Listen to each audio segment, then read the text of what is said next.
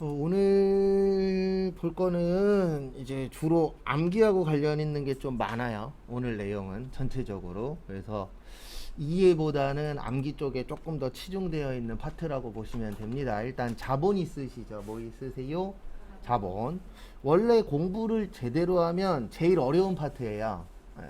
근데 저희 시험에는 그렇게 세부적으로는 안 나오기 때문에 일부는 외울 거고 일부는 컴퓨터의 힘을 빌릴 겁니다. 나중에 저희가 이제 프로그램 가지고 하잖아요. 예. 그래서 일단 외우셔야 되는 건 자본금. 그래서 우리가 주식 발행수 곱하기 액면가액이라고 되어 있어요. 요거를 일명 무슨 금이라 그래요? 자본금이라고 표현을 합니다.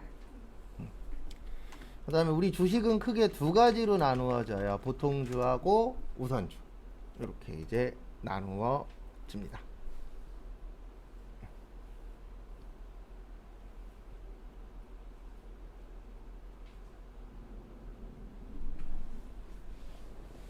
그래서 요거를 법정 자본금이라고도 해요. 법에서 정의해 놓은 거예요. 그래서 우리가 일반적으로 주식회사라고 표현하죠. 그래서 주식회사는 주식 발행수에다가 뭐를 곱해라? 액면가액을 곱해라. 그래서 요거를 일명 법에서 정해 놓은 자본금이다. 그래서 무슨 자본금이라고 하세요? 법정 자본금. 그래서 두 가지가 있어요. 보통주하고 우선주. 이렇게 두 가지가 있습니다.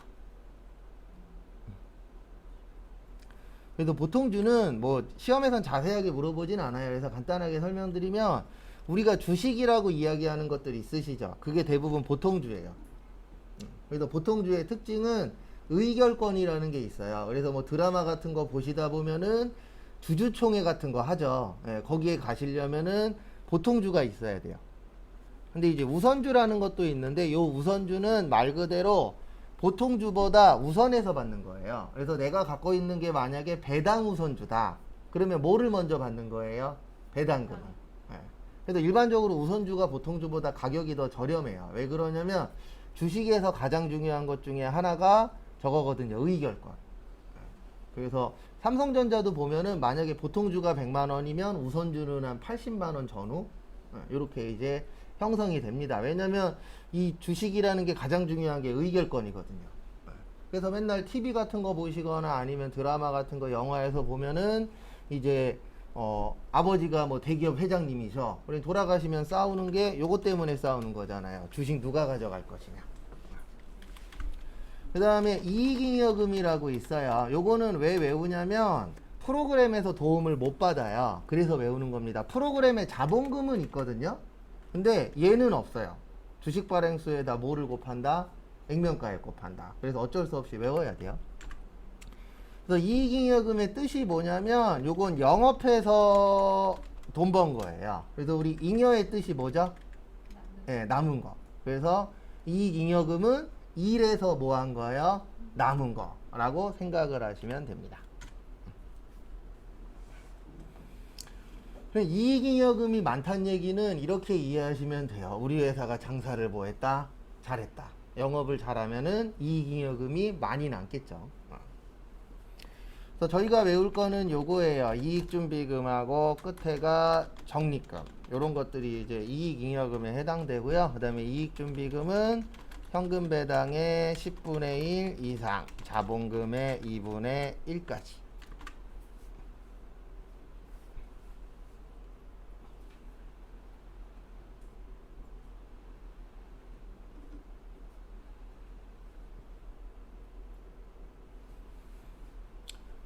그래서 이게 뭐냐면 우리 대기업들은 이익이 나면은 주주들한테 배당이라는 걸 해주잖아요. 뭐를 주세요? 배당. 그러면 이 배당이라는 거에 무조건 좋은 건 아니에요. 회사 입장에서. 왜냐면 회사가 가지고 있어야 될 돈이 외부로 뭐 하는 거죠? 빠져나가는 거죠. 그래서 우리 회계에서는 안전장치로 현금 배당을 하면 그 현금 배당한 거에 몇 분의 몇만큼? 10분의 1만큼 이익준비금으로 해서 뭐 해라? 준비를 해놔라. 그래서 이익에서 많이 빠져나가는 게 무조건 좋은 건 아니잖아요. 그래서 우리나라 회사들이 예전에 이제 몇 번 있었는데 외국에 팔리는 경우 있어요, 없어요? 있죠. 예. 그러면 꼭 끝은 좋아요, 나빠요? 나빠요. 왜 나쁘냐면 외국 회사가 우리나라 회사를 산 다음에 돈을 빼돌려야 되잖아요. 어쨌든 그 회사도 뭐 공짜로 먹고 사는 건 아니니까. 그래서 제일 많이 하는 행동이 뭐냐면 배당을 늘리는 거예요. 왜냐면 그 외국 회사가 주식을 많이 갖고 있으니까. 예, 그렇게 해갖고 회사에 이제 있는 돈을 이제 자기네 나라로 가져가고, 그 다음에 기술력이나 이런 것도 빼가잖아요, 실제. 그래서 우리나라도 좀 잘못된 게 뭐냐면 외국에 비해서 우리나라는 돈만 있으면 다 가능하잖아요. 그래서 뭐 100% 밝혀진 건 아니지만 제주도 있죠. 제주도의 반 정도는 우리나라 게 아니라는 소문 있어요, 없어요? 있죠. 예, 땅 주인들이 대부분 다 중국인이나 외국인이래잖아요, 실제. 예. 그러니까 이름은 한국 사람인데 요 사람들은 이제 바지 사장이고, 예, 진짜 주인들은 중국인이다, 이런 소문도 실제 있어요, 없어요? 있죠. 근데 외국에 일반적으로 선진국이나 이런 데들은 몇몇 나라들은 외국 사람은 못 사요. 땅이나 집이나 이런 걸 못 사고 빌리는 개념이에요, 대부분 다. 근데 우리나라는 돈만 들고 오면 뭐 하죠? 예, 감사합니다 하고 주잖아요. 그래서 이러다 잘못하면 제주도가 다 뺏길 수도 있다라는 소문도 있었죠. 한때는. 근데 뭐 지금이야 이제 많이 빠져나간 상태지만 제주도 살만해요. 제가 거기에서 군생활 2년 했는데 뭐가 제일 좋냐면 공장이 없어요, 제주도는. 그래서 그건 장점. 근데 단점이라 그러면 공장이 없으니까 공산품이 비싸요. 그래서 이렇게 이제 쌓아놓도록 되어 있습니다. 그다음에 적립금도 말 그대로 뭐 하는 거예요? 쌓아놓는 거예요. 그래서 뭐 퇴직급여 적립금, 뭐 재무구조 개선 적립금, 이런 식으로 이제 이익 났으면은 솔직히 회사에서 무조건 바깥으로만 넘기면 안 되잖아요. 회사 내에서 쌓아놨다가 회사에서 뭐 해야 되죠? 활용도 해야 되죠. 그래서 그런 것들을 이제 쌓아놓는 곳이 요 이익잉여금이에요. 근데 결론은 일해서 돈 번 거 갖고 돈을 써야 되잖아요. 그게 이제 이익잉여금. 그 다음에 얘는 무조건 순서대로 외워야 돼요. 저희가 수업 끝날 때까지 순서대로 외우는 게 딱 두 가지 있어요. 회계 때 하나 있고 세무 때 하나 있는데, 요거는 회계 때, 그래서 결손금 처리 순서라고 있어요. 우리 결손의 뜻이 뭐죠? 결과적으로 이익 났다, 손해 났다? 손해 났다. 예. 회사에서 손해 난 거 갖고 있으면 좋아요, 나빠요?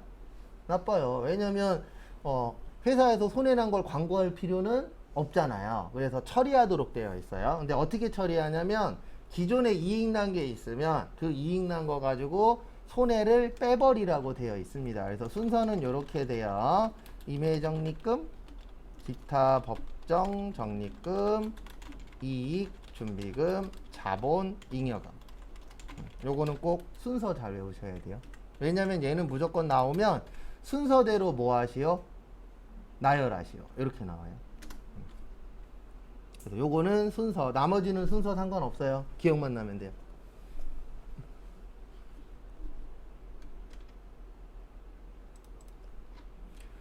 그 다음에 아까 이익잉여금은 일해서 돈 번 거라 그랬죠. 자본잉여금은 주식해서 돈 번 거예요. 주식으로.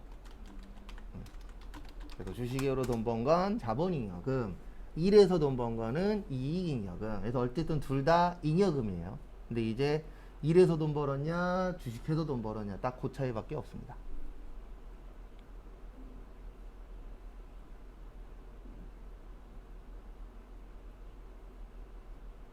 참고하시고.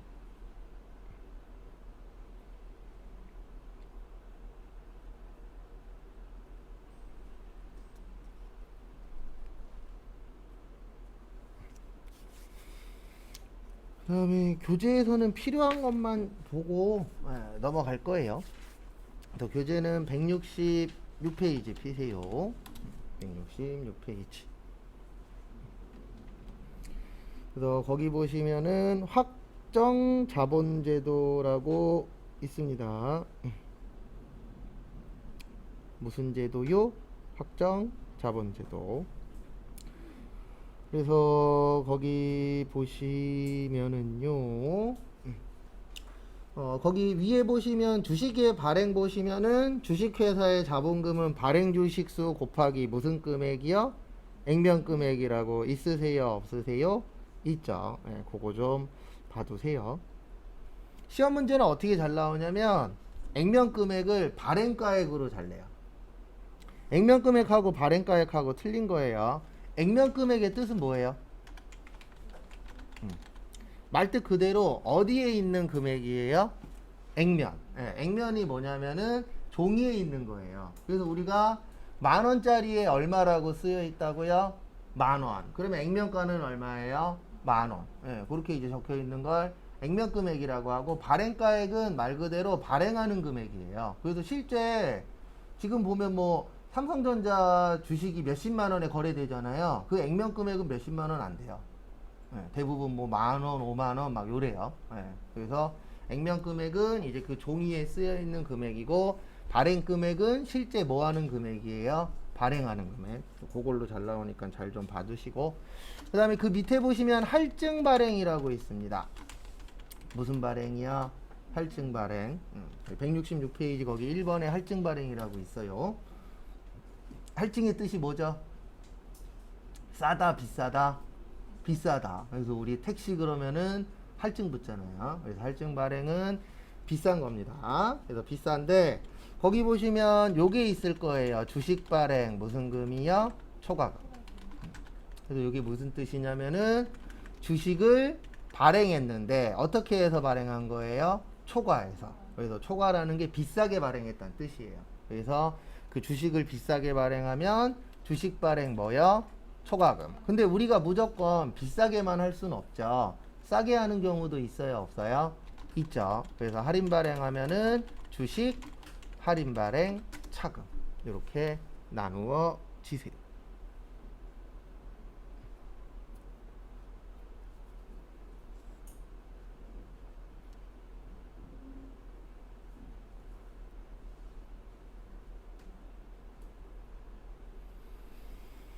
그래서 비싸게 발행하면 주식 발행 초과금, 싸게 발행하면 주식 할인 발행 좀 봐두시고요. 168페이지.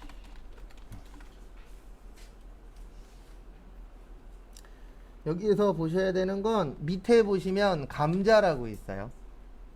아래쪽에 보시면 168페이지 아래쪽에. 예.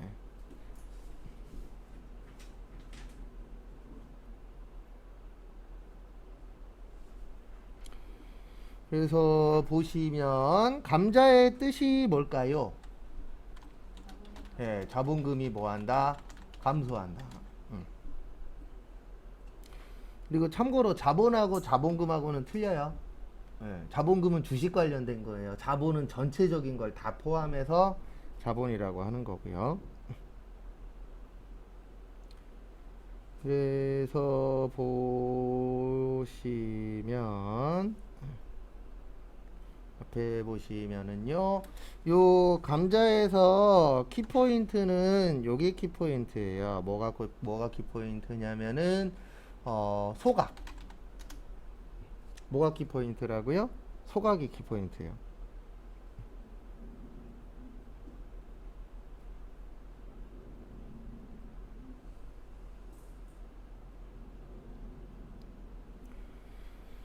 그래서 보시면 감자 나오면 뭐라고요?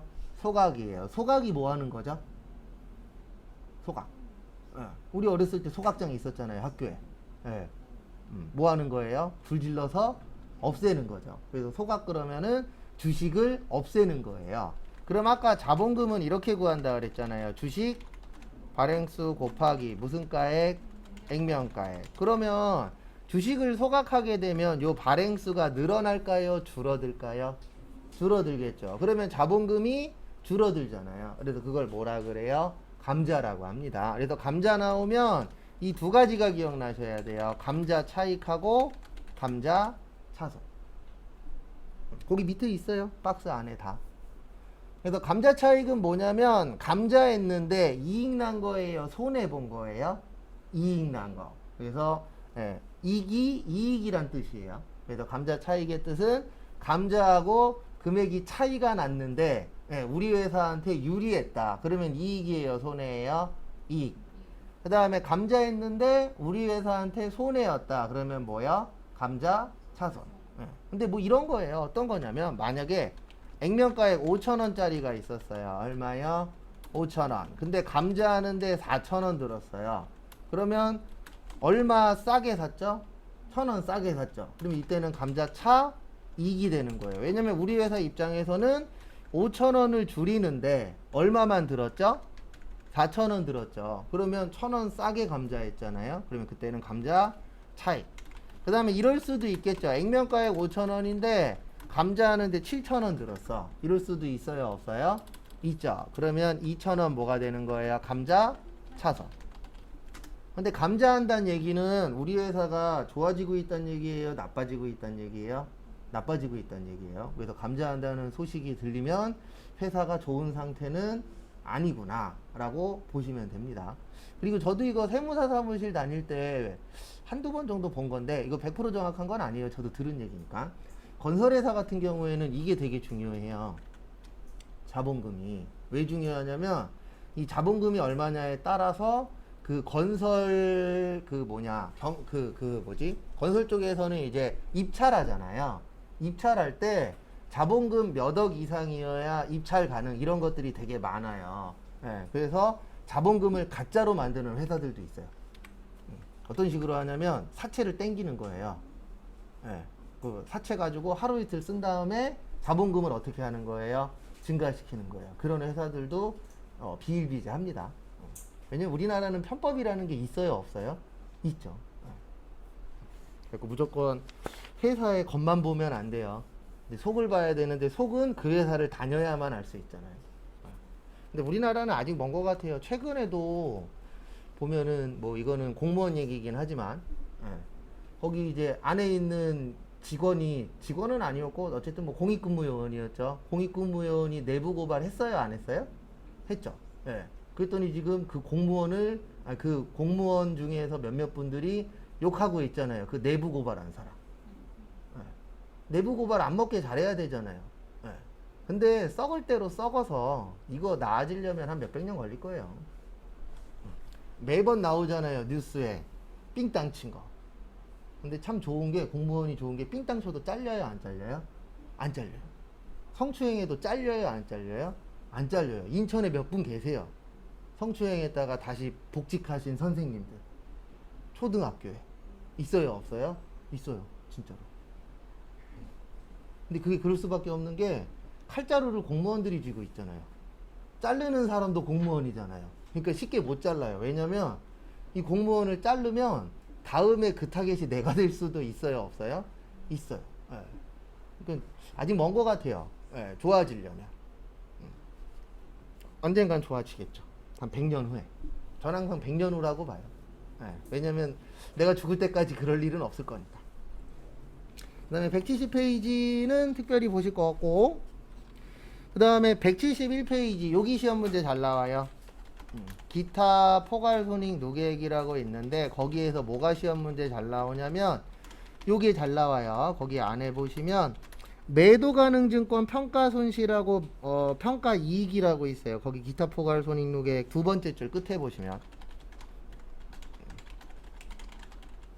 평가 이익하고, 매도 가능 증권 평가 손실. 이게 시험 문제 왜 잘 나오냐면은요, 우리 쪽지 시험 볼 때 이거 있었죠. 단기 매매 증권 있었어요, 없었어요?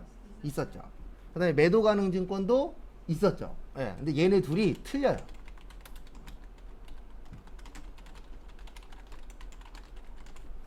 여기 위에는 기타 포괄이라 그래서 얘는 자본이거든요.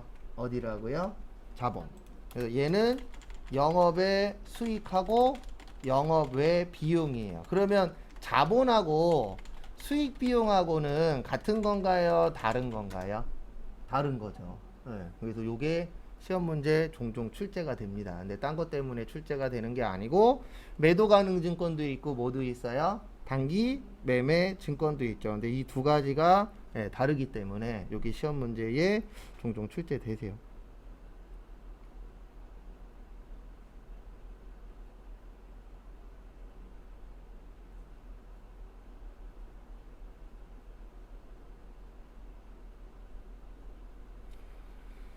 그 다음에 또 보도록 하겠습니다.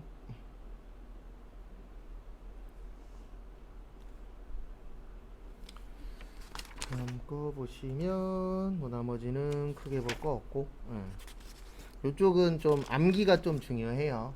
암기가 좀 중요하고, 그 다음에 나머지는 컴퓨터의 힘을 빌릴 겁니다. 원래는 다 외워야 되는데 저희는 다행인 게 컴퓨터하고 같이 하잖아요. 그리고 제가 이거 다른 수업할 때 이론만 있는 수업할 때 한번 외우라고 시켰었거든요. 그랬더니 이틀 가더라고요.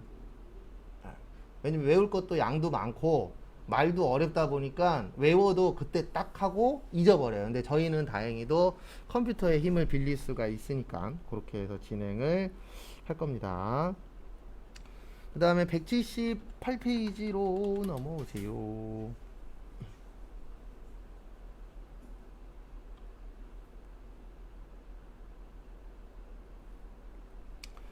그래서 178페이지 보시면 기업의 뭐요? 결산.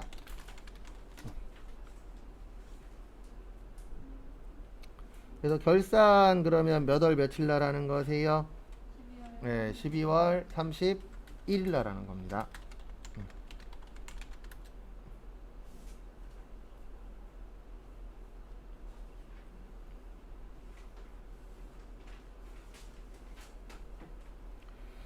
근데 그건 알고 계셔야 돼요. 12월 31일 날 하는데 실제 12월 31일 날 하진 않습니다.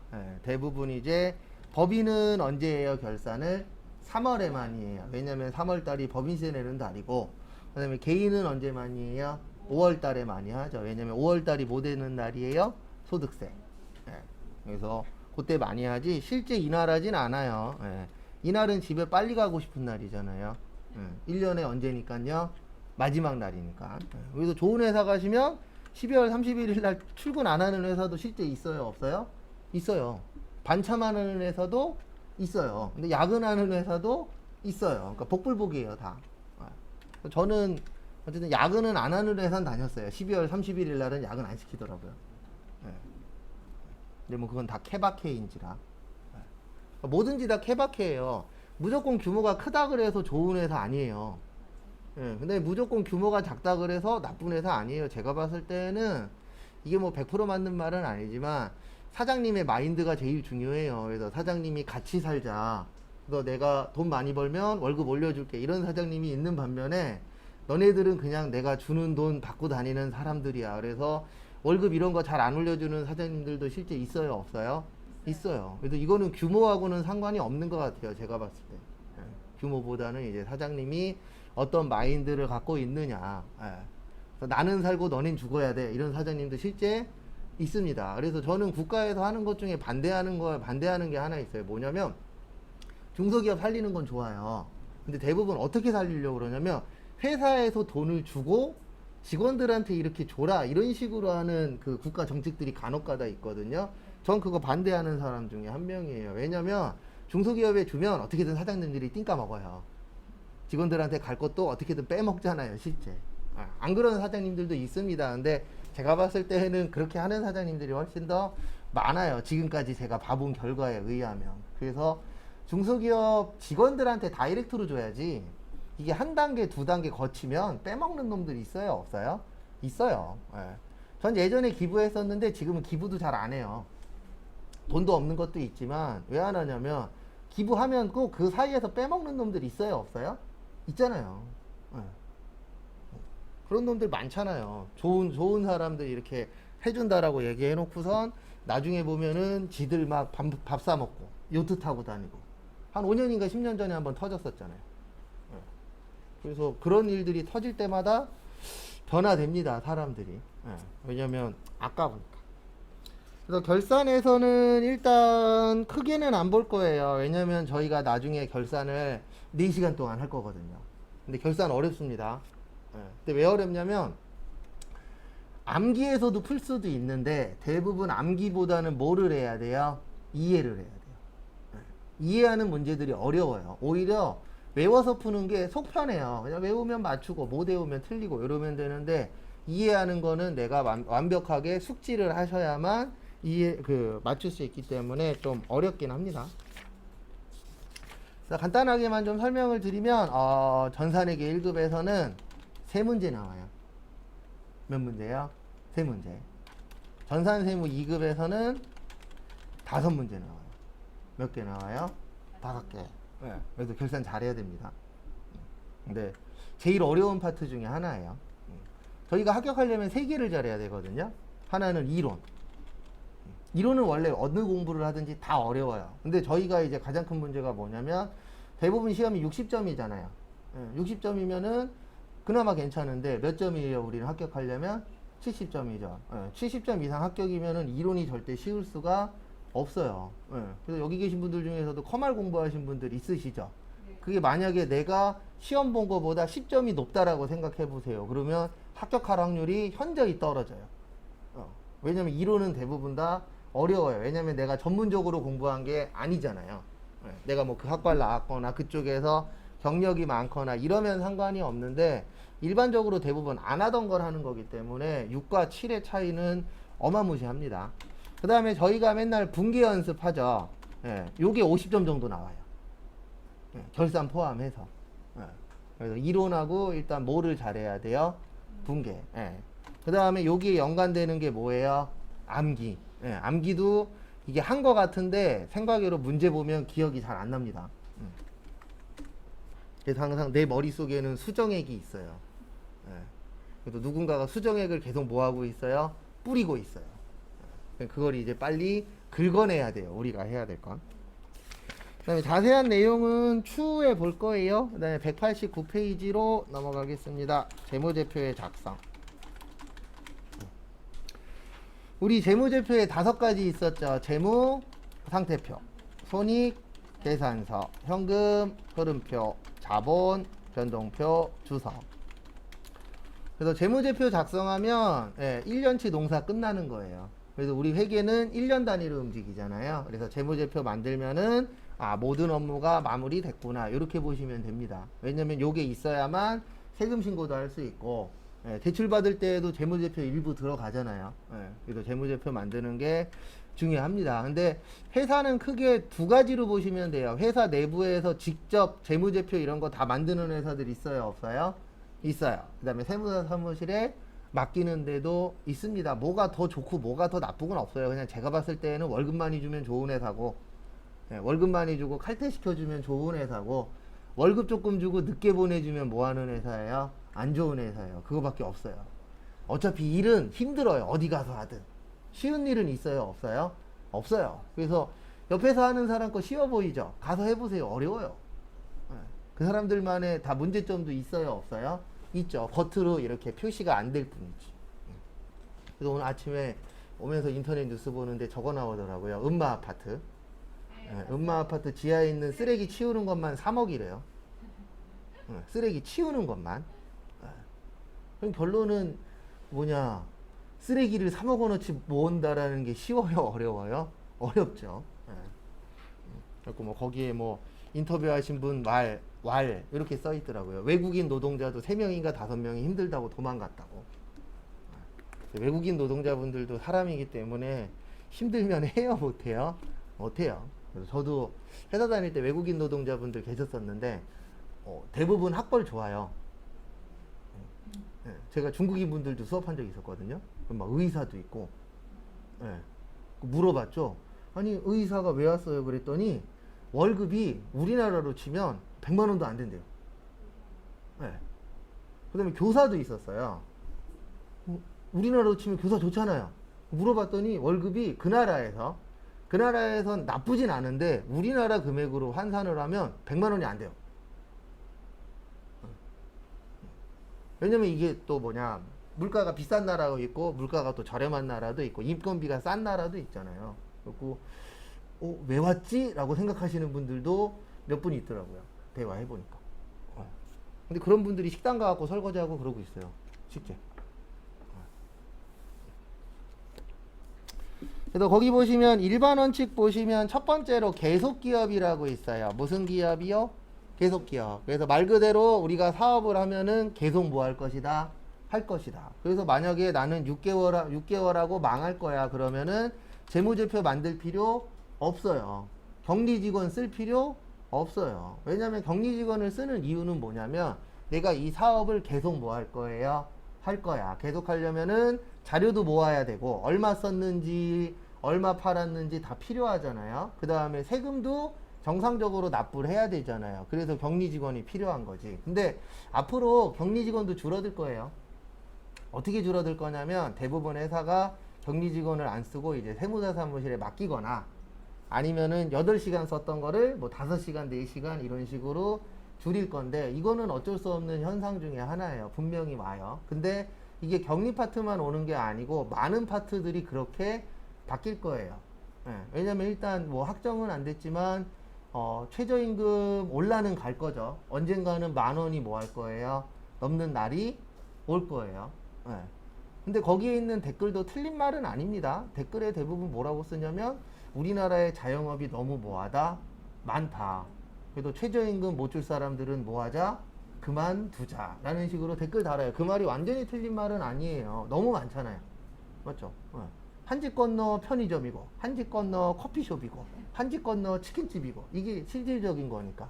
그래서 나눠 먹게 하다 보니까 다 같이 힘들잖아요. 죽을 사람은 빨리 죽는 것도 무조건 잘못된 건 아닌데, 문제는 뭐냐면은 그분들이 그걸 그만두고 할 게 있어요? 없어요? 없어요. 그게 제일 문제예요. 당연히 누군가는 망해요. 누군가는 잘 되고, 그건 뭐 당연한 거니까. 자본주의 사회에서. 근데 문제는 내가 망했을 경우에 나와서 뭐 할 거야? 제가 봤을 때 사장님 하시던 분들이 일반 회사 가서 일 잘 못해요. 왜냐면 내 맘대로 하다가 내 맘대로 할 수 있는 게 없어. 그럼 아마 화딱지 나서 못할걸요? 해본 적은 없지만. 예, 그렇게 될 확률이 높아요. 왜냐면 내 맘대로 했었잖아요. 솔직히 얘기해서. 예. 근데 그거를 내가 뭔가 압박이와 그러면 쉽진 않아요. 예. 근데 또 잘하시는 분도 있어요. 제 주변에도 사장님 하다가 직원으로 들어가서 잘하시는 분이 계시긴 한데 그 비율이 그렇게 높진 않을 거예요. 그 다음에 두 번째, 요거 시험 문제 종종 나와요. 재무제표의 작성 책임과 공정한 표시는 이분이 하는 겁니다. 경영진이, 사장님이 하는 거예요. 그래서 우리 결제 서류 받잖아요. 그리고 결제 서류의 최종 결제권자가 누구죠? 사장님이죠. 대표이사. 예. 그래서 잘못되면은 대부분 사장님들이 책임지잖아요. 그래서 대기업들도 보면은 예, 분식회계 했어. 잘못했어. 그러면 누가 들어가세요? 사장님이 들어갔다가 나오잖아요. 뭐 금방 나오는 경우도 있고 조금 이따 나오는 경우도 있긴 있지만.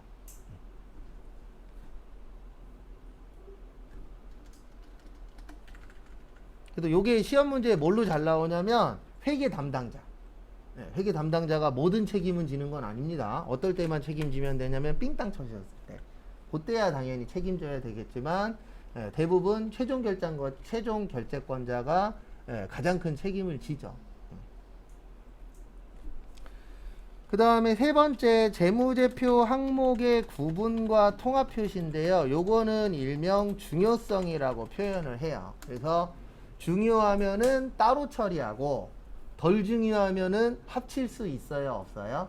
있어요. 그래서 우리 외운 것 중에 통합 표시하는 게 있었어요. 뭐냐면 현금 및 현금성 자산. 얘네 합치잖아요. 맞죠? 그 다음에 매출 채권도 합치죠? 매입 채무도 뭐 하죠? 합치죠. 그래서 비슷한 것들끼리는 합칠 수 있어요? 없어요? 있죠. 네. 그래서 통합 표시라는 게 합친다는 뜻이에요. 그 다음에 나눠서 표시하는 경우들도 있어요? 없어요? 있어요. 왜냐면 요건 중요해. 그러면은 나눠서 표시하는 거고 이건 덜 중요해. 그러면 합쳐서 쓸 수도 있습니다. 그래서 그거를 재무제표 항목의 구분과 통합 표시.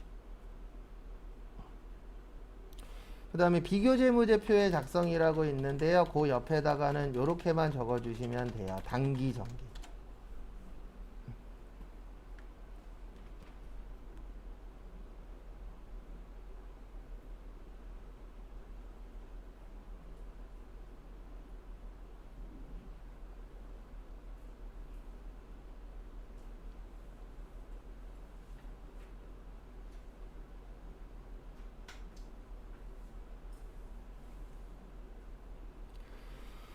그래서 우리가 재무제표를 작성할 때 비교하도록 작성을 하는데 다른 회사하고 비교하는 건 아니에요. 우리 회사끼리.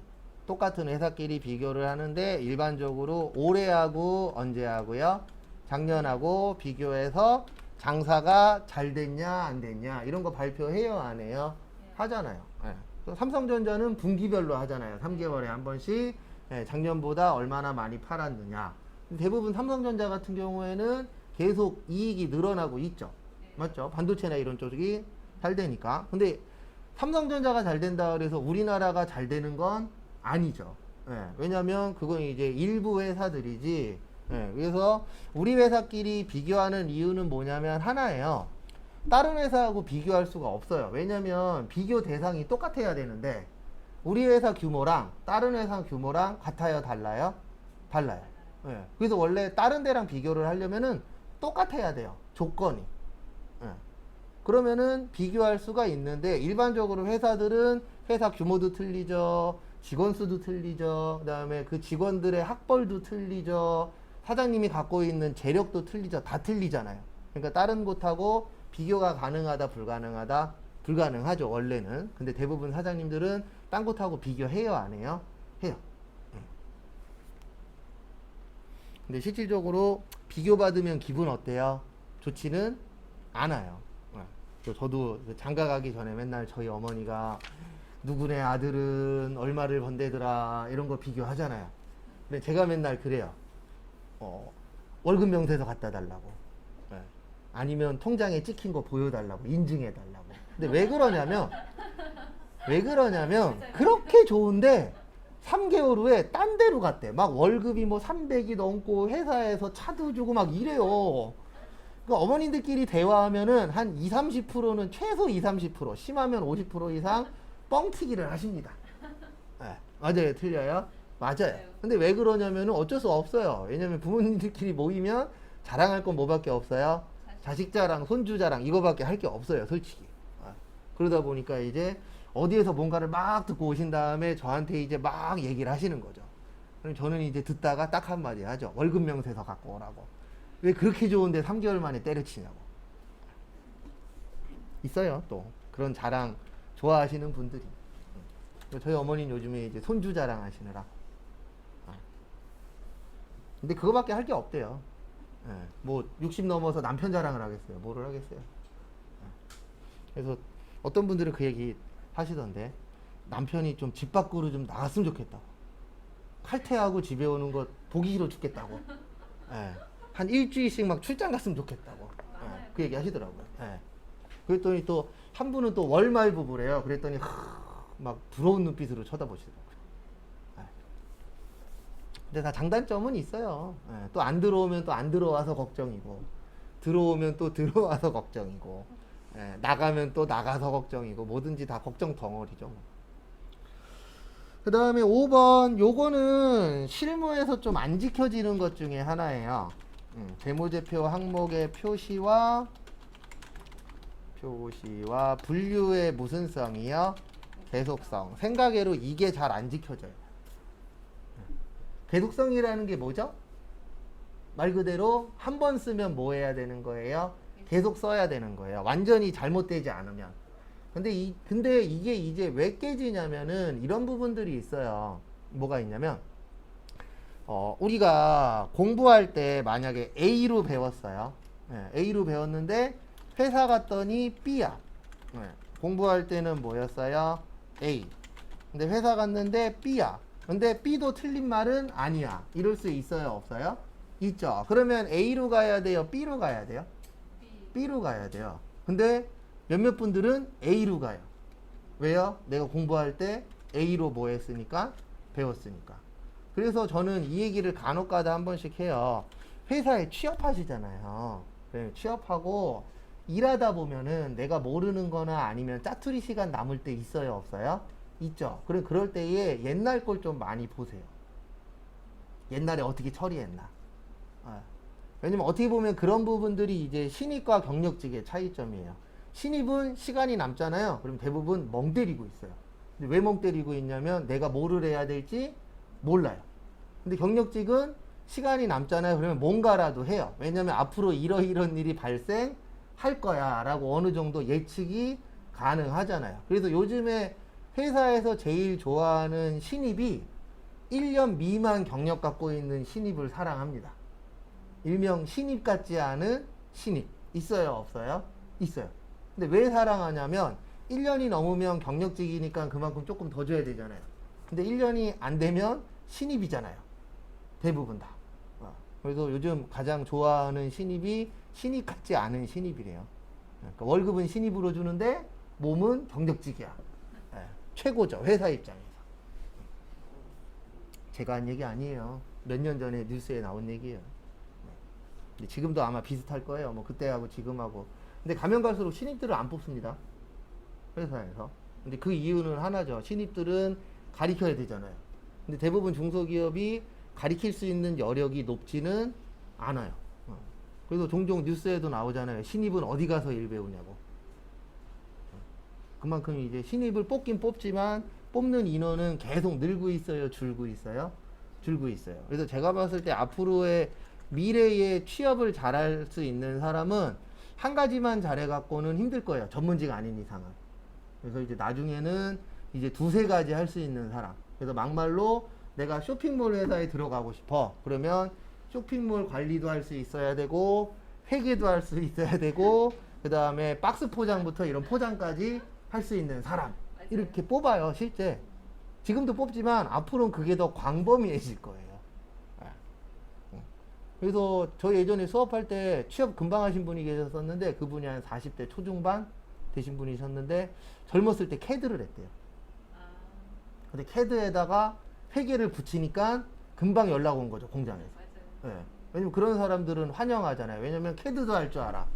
회계도 할 줄 알아. 그래 한 명한테 두 가지 시키면 되잖아요. 그러면 그만큼 회사에서 월급이 뭐 돼요? 세이브 되죠.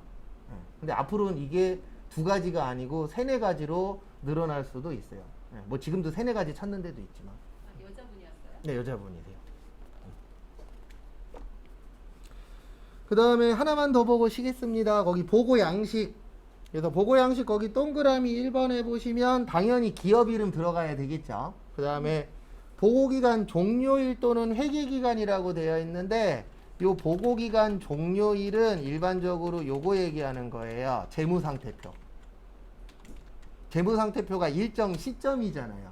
그 시점이 일정한 날짜 얘기하는 거거든요. 그래서 일반적으로 12월 31일이에요.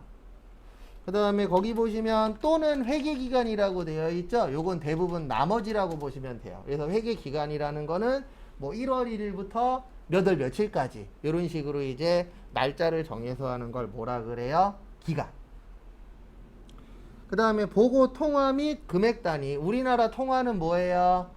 원이라 그랬죠. 네. 그 다음에 금액 단위는 이거 얘기하는 거예요. 뭐 100만 원정 이런 거 있어요, 없어요? 있죠. 그래서 100만 원정이라고 써 있으면 숫자 1이 얼마가 되는 거죠? 100만 원이 되는 거죠. 네, 그런 부분들이 있습니다. 그래서 여기까지 보시고요. 잠깐 쉬었다가 10시 35분에 다음 거 보도록 하겠습니다.